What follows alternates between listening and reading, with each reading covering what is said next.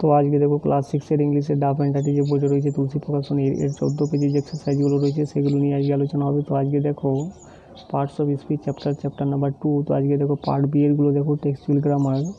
তো আজকে দেখো lesson 1 it all begin with drive. অর্থাৎ এখানে কিন্তু পার্টস অফ স্পিচের নামগুলো লিখতে বলা হচ্ছে। তো দেখো কট মানে ধরেছিল, যেটা হয়ে যাবে ভার্ব। ড্রেডফুল ভয়ানক, যেটা হয়ে যাবে অ্যাডজেক্টিভ।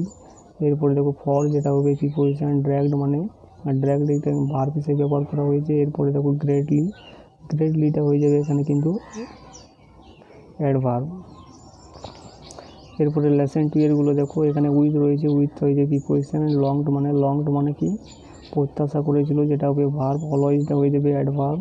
অ্যাংরি মানে অ্যাডজেক্টিভ। এরপরে দেখো কুইকলি রয়েছে, কুইকলিটা কিন্তু হয়ে যাবে অ্যাডভার্ব।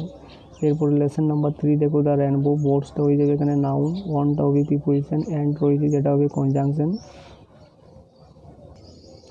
এরপরে দেখো লেসন নাম্বার 4 2টা হয়ে যাবে প্রিপোজিশন। কিননেস রয়েছে, কিননেসটা কিন্তু হয়ে যাবে এখানে নাউন। এরপরে দেখো আইটা হয়ে যাবে প্রোনাউন। এবং 4 নাম্বার দেখো স্ট্রেচ রয়েছে, যেটা হবে ভার্ব। এরপরে দেখো রেসপেক্ট রয়েছে, যেটা হয়ে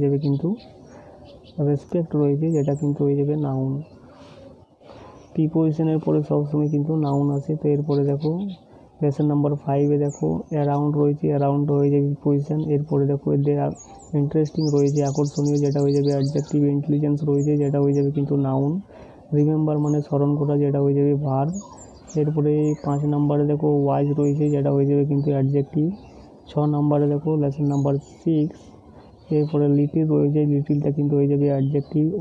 এই রয়েছে, যেটা হবে ইন্টারজেকশন। 3 নাম্বারে ট্রাঙ্কুইল রয়েছে, যেটা হয়ে যাবে অ্যাডজেক্টিভ। এবং 4 নাম্বারে দেখো এখানে রয়েছে ডেটা হয়ে যাবে প্রোনাউন। 5 নাম্বারে রয়েছে ব্রেভটা হয়ে যাবে কিন্তু অ্যাডজেক্টিভ। এবং ট্রাইড যে রয়েছে সেটা কিন্তু হয়ে যাবে ভার্ব।